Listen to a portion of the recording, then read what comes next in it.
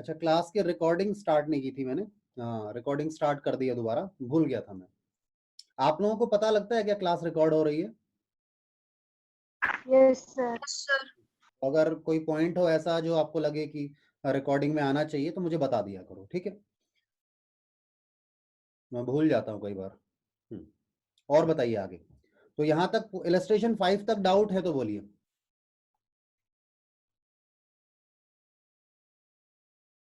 No sir.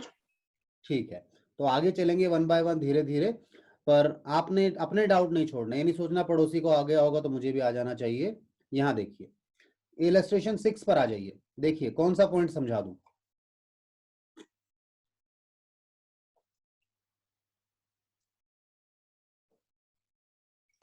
Sir what is prepaid expense and outstanding expense?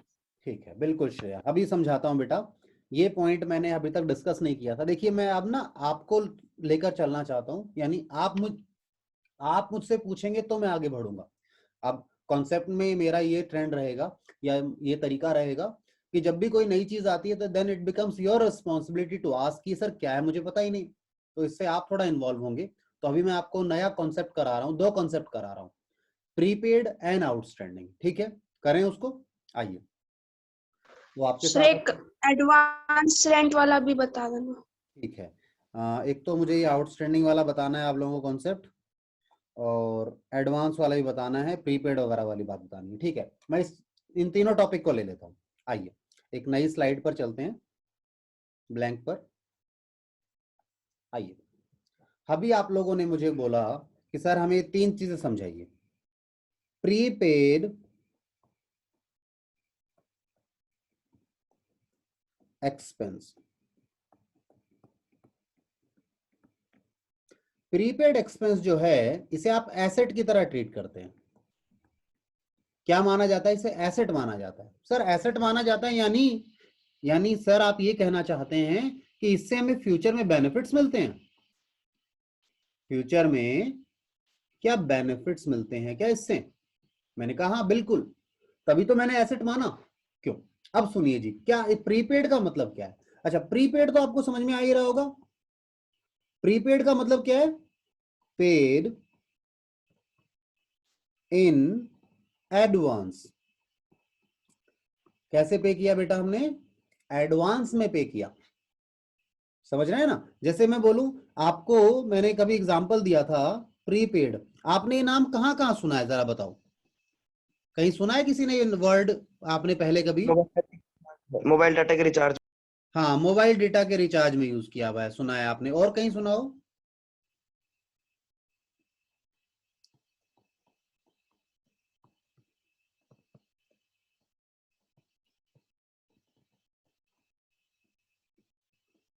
और कहीं पर सुना हो?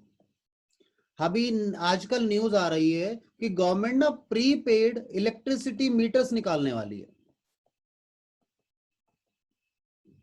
इलेक्ट्रिसिटी मीटर्स आ रहे हैं काफी शहरों में, कंट्री के काफी जहां पर लग चुके हैं, और यहां भी आने वाले हैं। ऐसे ही अगर कोई बच्चा सोसाइटी वगैरह में रहता हो, आई थिंक पता नहीं जानवी रहती है बच्ची, तो उनके वहां पे ऐसा है या नहीं, आशियाना आंगन में मैंने देखा था। ठीक है, आशियाना आंगन में क्या है, गैस लाइन से, जो आपकी एलपीजी है ना, एलपीजी गैस है, ठीक है ना, उसकी पाइपलाइंस आई हुई हैं। उसकी पाइपलाइंस हैं, डोमेस्टिक कनेक्शन, डोमेस्टिक कनेक्शंस मिले हुए लोगों को इन देयर होम। उनको घरों के अंदर ही कनेक्शंस मिले हुए हैं, यानी उनको सिलेंडर लेने की जरूरत नहीं है। ऐसा है क्या आशादीप में बेटा? मुझे पता नहीं इसलिए पूछा बस। No sir. नहीं है ऐसा। आशियाना आंगन में है। मैं अभी पीछे गया था, आशियाना आंगन है ना, जो अपने स्कूल के पास में है आशियाना, ठीक है ना, वहां पे ऐसा है भाई। और कहीं देखा हो तो ठीक है ना, कोई बात नहीं, नहीं भी देखा तो आसान सी बात है। इनमें होता क्या है, इन सब में क्या हो रहा है, कॉमन है, पे फर्स्ट, पे फर्स्ट एंड देन यूज पहले पे करो और फिर उसको यूज करो फैसिलिटी को। देखो ऐसा ये मोबाइल रिचार्ज में पहले महीने भर का रिचार्ज कराओ, उसके बाद सुविधा लो, आप कॉल करो, अगर आप बैलेंस होगा तभी रिचार्ज आप यूज करेंगे। इलेक्ट्रिसिटी मीटर में भी अगर ऐसा ही हो गया तो पहले व्यक्ति को 500 रुपए, 1000 रुपए, 100 रुपए का रिचार्ज करना पड़ेगा और फिर वो मीटर इलेक्ट्रिसिटी पास ऑन करेगा उसको, तो इलेक्ट्रिसिटी की चोरी रुक जाएगी, लोग बिल लेट नहीं पे करेंगे क्योंकि पहले पे करना पड़ रहा है, लेट का मतलब ही नहीं रहेगा कोई। ठीक है, एलपीजी में भी ऐसा ही लगाया उन्होंने, घरों में लाइनें दे दी हैं और जहां लाइन दी है घर वहां एक मीटर लगा दिया है और उसमें अपने आप बैलेंस आ जाएगा कि इतने का कर दिया तो इतनी एनर्जी जो गैस है आपको वो कंपनी आपको दे देगी। जैसे ही वो गैस का लिमिट खत्म हो जाएगा तुरंत आप अपने फोन से रिचार्ज कर लो और काम खत्म। क्या बात समझ में आई थोड़ी बहुत कुछ? Yes, sir. ठीक है, तो प्रीपेड एसेट है। सर एसेट कैसे है भाई? अभी मैंने बोला ना कि आप इसकी पेमेंट आज कर रहे हैं, इसकी पेमेंट आज कर दी आपने और इसका बेनिफिट फ्यूचर में मिलेगा। बेनिफिट जो है वो फ्यूचर में मिलेगा, तो ये एसेट है। सर नहीं समझ में आया, मैं कहा कोई बात नहीं, यहां देखो इसे छोड़ दो, एक और एग्जांपल लेते हैं आपके साथ। ठीक है, आप लोगों को एक और एग्जांपल ले लेते हैं। ये ना एसेट वगैरह और खर्चे में डिफरेंस क्या है इस पर भी चर्चा करनी है वैसे मैंने, बट मैं आपको नॉर्मली एक और चीज समझाना चाहता हूं। यहां देखिएगा,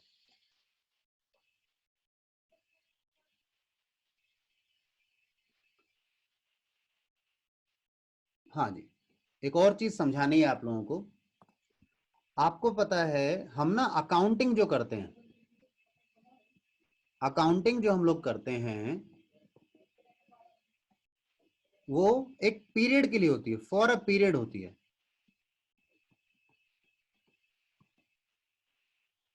ये कॉन्सेप्ट ना तब समझ में आएगा जब इसके पीछे एक दो चीजें और हैं। अकाउंटिंग हम एक पीरियड के लिए करते हैं। लेट्स सपोज ईयर 2020, मैं पूछूं आपसे 2020 में मेरा कितना प्रॉफिट या फिर लॉस था, या मैं बोलूं ईयर 2021 में कितना प्रॉफिट या लॉस है, प्रॉफिट या फिर लॉस है। पी एन एल समझ गए? पी मैंने प्रॉफिट के लिए लिख लिया, एल मैंने लॉस के लिए लिखा। कैसे निकालेंगे आप? तो आपको हर साल के खर्चे अलग रखने पड़ेंगे, अगले साल के खर्चों को पिछले साल के खर्चों में नहीं मिलाना, ऐसे ही निकल पाएगा एक साल का प्रॉफिट या लॉस। Yes sir. ठीक है, मैं इसका और एग्जांपल देता हूं। मैंने टॉपिक जो कराना है मैं करा लूंगा, कोई टेंशन नहीं है, हम 5 दिन भी लगा लेंगे छोटे टॉपिक पे, कोई दिक्कत नहीं। पर और बातें समझें पहले आप मेरे साथ। एक और एग्जांपल देता हूं मैं आपको। मैं आपसे सवाल पूछता हूं। देखिए, हमने एक मशीन परचेज की, एक एग्जांपल सुनिएगा। एक मशीनरी परचेज की फॉर रुपीज 10 लाख, 10 लाख रुपए की एक मशीन खरीद ली। ठीक है, नाउ यूजिंग दिस मशीन, अच्छा यूजिंग दिस मशीन के पहले लिख लो लाइफ ऑफ मशीन कितनी है लाइफ? 10 ईयर्स, 10 साल की life. Now using this machine we produced rupee नहीं produce 1000 units at the rate produce 1000 units and sold in market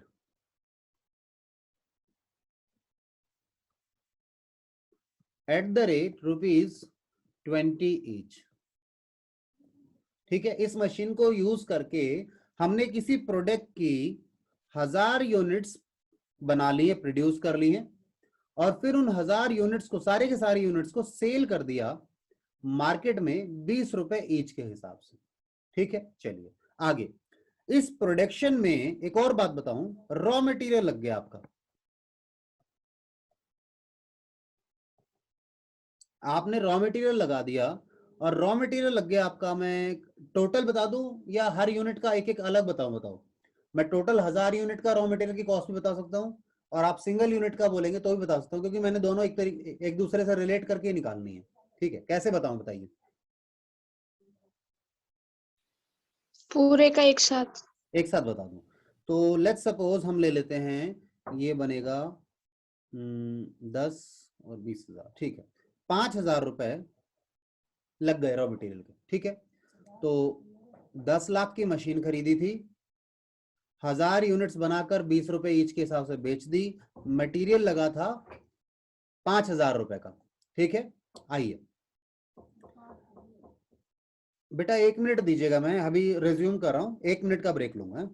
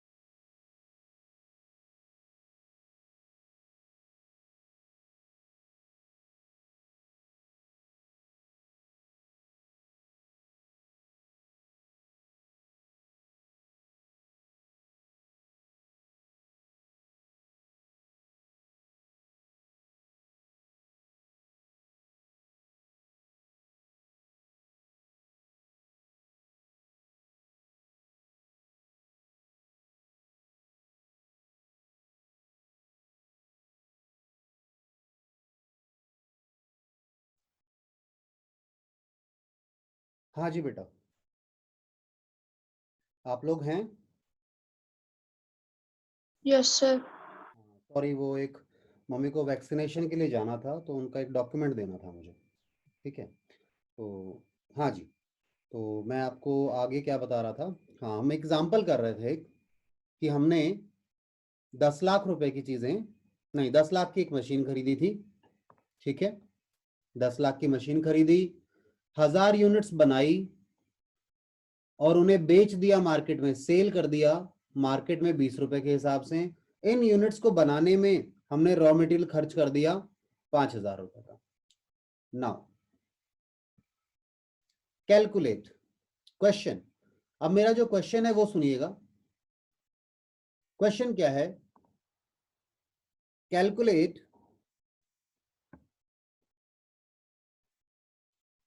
amount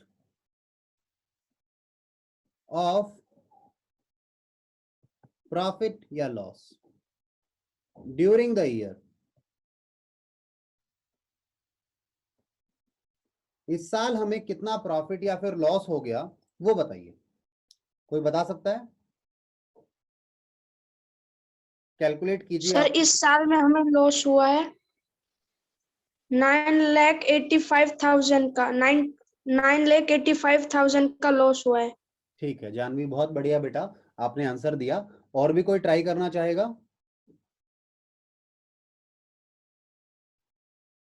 गौरव, श्रेया बेटा? नहीं सर।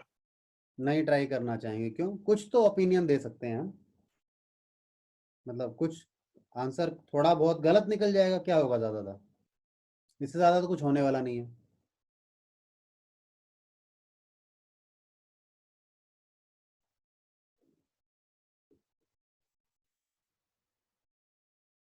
बोलिए, नहीं बता रहा है कोई भी? चलो, तो मैं बात करूं आप लोगों के साथ। जानवी ने कोशिश की और कोशिश करने वाले आगे चलते हैं, है ना? तो कोशिश करना बहुत जरूरी था, ठीक है भाई। अगर हम रेस में दौड़ेंगे ही नहीं तो फर्स्ट आने का तो मतलब ही नहीं बनता, ठीक है। दौड़ते और कोई और नहीं दौड़ रहा होता तो जानवी फर्स्ट आ जाती, जैसे आई गई वो, है ना? तो रेस में पार्टिसिपेट करना बहुत जरूरी है। सो की टू सक्सेस, ऑलवेज पार्टिसिपेट। चलिए जी, अब मेरी बात सुनिएगा ध्यान से। जानवी ने आंसर तो दिया, और अभी तक की नॉर्मल लाइफ का, आज तक का उसका आंसर सही था, बट जब आप अकाउंटिंग में आ गए ना तो थोड़ा सा चेंज आ जाएगा। मेरी बात सुनिएगा बेटा जानवी, मैं एक चीज लिखता हूं आप लोगों के लिए यहाँ पे, और मुझे कुछ चाहिए, मुझे एक स्केल चाहिए। सुनिए जी ध्यान से। जानवी बेटा, ये लीजिए, यहाँ स्केल को हटा देते हैं। हाँ जी, सुनिए ध्यान से। ये जो हमारे पास है 1 2 3 4 5 6 7 8 और ये 9, और ऐसे ही मानो थोड़ा सा और बढ़ा दें इसको, तो ये 10 हो गए क्या? देखें, 1 2 3 4 5 6 7 8 9 और 10 ईयर्स। ये बेटा, ये जो मैंने प्लॉट किए यहाँ पर, ये क्या है? 10 ईयर्स हैं। ये ईयर्स हैं आपके, 10 साल हैं। आपने मशीन जो खरीदी है आज, आपने 10 लाख रुपीस की आपने मशीन खरीदी, कितने रुपए की? 10 लाख रुपीस की खरीदी। क्या वो, और उसकी यूजफुल लाइफ क्या थी? 10 ईयर। 10 ईयर्स। तो एक बात बताओ, मैं इस मशीन को 10 साल यूज करने वाला हूं, तो क्या सारा खर्चा इसी साल का है? क्या मैं इस मशीन के सारा बेनिफिट इसी साल ले लूंगा क्या? No sir. तो ठीक है, हाँ, मेरी बात शायद आप लोगों तक थोड़ा बहुत कुछ पहुंचना शुरू हो गई होगी। मैं क्या कहना चाह रहा हूं? मैं कहना चाह रहा हूं कि सर, अगर 10 लाख है तो हर साल 1 लाख रुपए का खर्चा बनाइए इसका, ठीक है? हर साल इस मशीनरी को, अगर क्वेश्चन और कुछ नहीं बोल रहा तो मैं इसे यूजफुल लाइफ के हिसाब से मैं कहूंगा, हर साल ये मशीनरी मैं 1 लाख रुपए की यूज कर लूंगा, बेनिफिट डराइव कर लूंगा, ठीक है? बात समझ में आई? ठीक है, तो अब इस 10 लाख का क्या करना है आपको? इस 10 लाख रुपए के आपने 2 हिस्से करने हैं। इस 10 लाख में से इस साल के लिए, अगर मैं इस करंट ईयर की बात करूं, ईयर जो हमारा है, या करंट ईयर लिख लेता हूं मैं से, इस करंट ईयर में मैंने 10 लाख रुपए जो पे किए हैं, ठीक है, 10 लाख जो मैंने पे किए, इसके मैं 2 हिस्से करूंगा। मैं कहूंगा इसमें से मेरा खर्चा कितना है,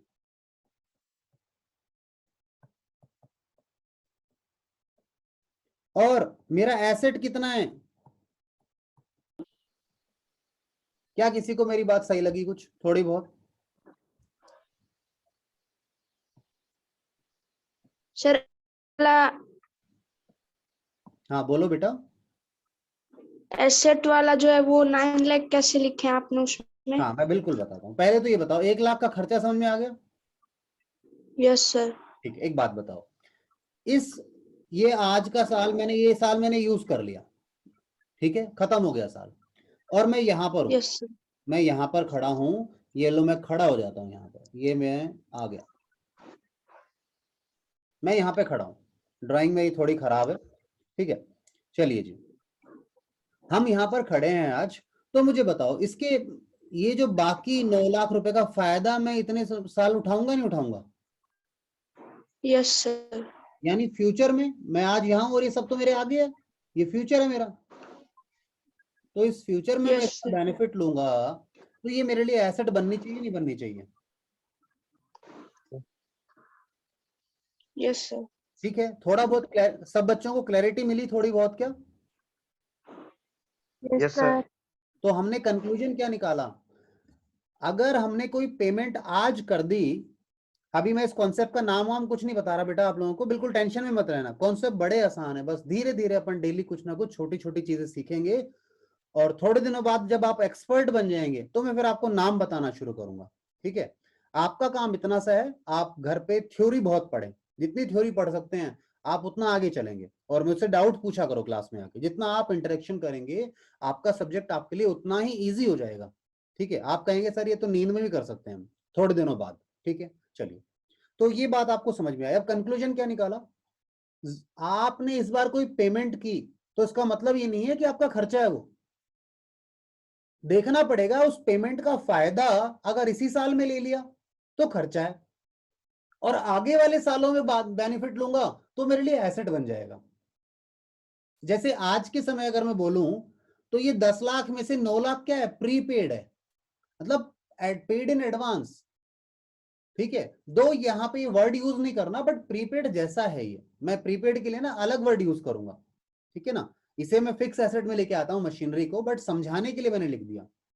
तो पहले तो ये देखो इस क्वेश्चन में सही से निकलेगा कैसे, आंसर कैसे निकालेंगे। ठीक है ना, जानवी ने बिल्कुल अच्छी कोशिश की थी, और मैंने कहा उसकी नॉलेज के हिसाब से उसने जो आंसर दिया था बिल्कुल सही था, मैं उसे बिल्कुल गलत नहीं ठहराता। ठीक है, तो देखो सेल प्राइस क्या है? 20 गुना 20,000 रुपए हो गया, है ना बेटा? Sales yes sir. Minus cost, एक तो 5,000 रुपए की कॉस्ट ये, और एक जो मशीनरी का हिस्सा था जो यूज किया वो 1 लाख रुपए का, वो तो ये दोनों नेगेटिव की चीजें हैं, तो 1,05,000 में से 80,000 नहीं 20,000 चले गए, तो कितने बच गए? 85 आएगा क्या?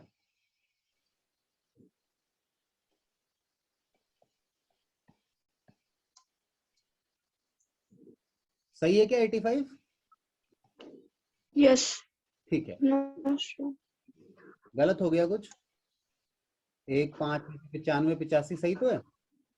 हाँ भाई, ये प्लस की आइटम थी, ये दोनों माइनस की हैं चीजें, तो माइनस का ही आंसर आना चाहिए, नेगेटिव का। ब्रैकेट इसीलिए लगा रखा था मैंने। ठीक है, हमारे यहाँ पर ब्रैकेट में चीज आने का मतलब है नेगेटिव, माइनस में है। ठीक है, चलिए अब इसी चीज को मैं आपको अब एक और एग्जांपल लेता हूं।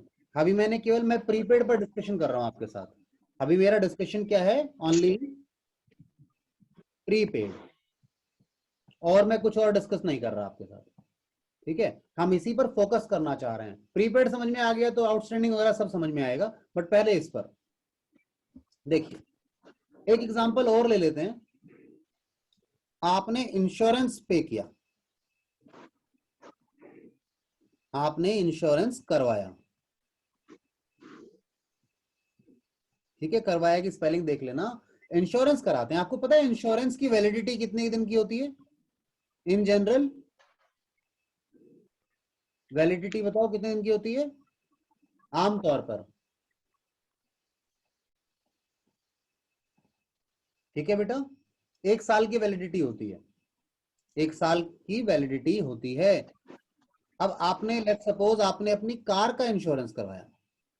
ठीक है, तो आप, अच्छा एक और भी चीज बतानी है इस इंश्योरेंस से पहले, आपको पता है दो हमारे यहाँ पे ना 2 तरह की ईयर होते हैं, एक तो फाइनेंशियल ईयर होता है, एक ना कैलेंडर ईयर होता है। कैलेंडर ईयर आपको पता है जनवरी टू दिसंबर जाता है। दिसंबर। ठीक है, और जो फाइनेंशियल ईयर है ना वो 1 अप्रैल को स्टार्ट होता है। अप्रैल टू अप्रैल।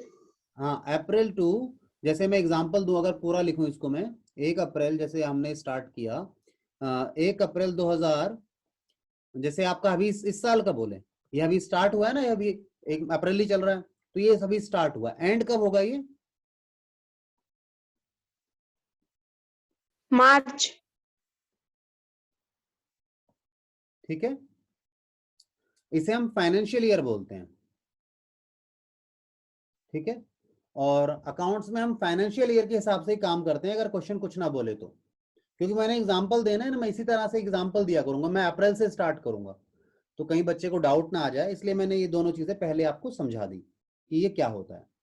ठीक है, डाउट तो नहीं है इस पर किसी को? है पूरा साल ही, बस ये अप्रैल से मार्च तक जा रहा है, वो जनवरी से दिसंबर तक जाता था, दोनों में 12 महीने ही थे। ठीक है, अब मेरे पास समय कम है, मैं फटाफट एग्जांपल लेता हूं। तो आपने इंश्योरेंस कराया जुलाई 2020 में, 1 जुलाई 2020 को इंश्योरेंस कराया। अब आपका साल कब खत्म हो जाएगा? 31/3/21 को। तो यहां से यहां तक का पीरियड कितना है? और ये अगला साल है, यहां पे आपका ईयर क्या है, एंड हो रहा है। और ये 3 महीने आगे भी जाएगा, क्योंकि ये जब जून तक चलेगा, 30 जून तक। क्या ये बात समझ में आ रही है? अब आपने यहाँ पे 12,000 रुपए पे किए, इंश्योरेंस कितने में कराया? 12,000 में। तो आपसे मैं पूछूं आपका खर्चा कितना है और आपका एसेट कितना है? कब? आज के दिन, यहां पे, क्योंकि साल खत्म हो रहा है, मैंने 12,000 यहीं पे कर दिए थे। तो इस साल का मैं पूछ रहा हूं आपसे, ईयर, फाइनेंशियल ईयर 2021 के लिए, फाइनेंशियल ईयर 2021 समझ रहे हैं, यानी 1 अप्रैल से लेकर 31 मार्च तक का कितना खर्चा है? खर्चा तो बेटा कितना है आपका?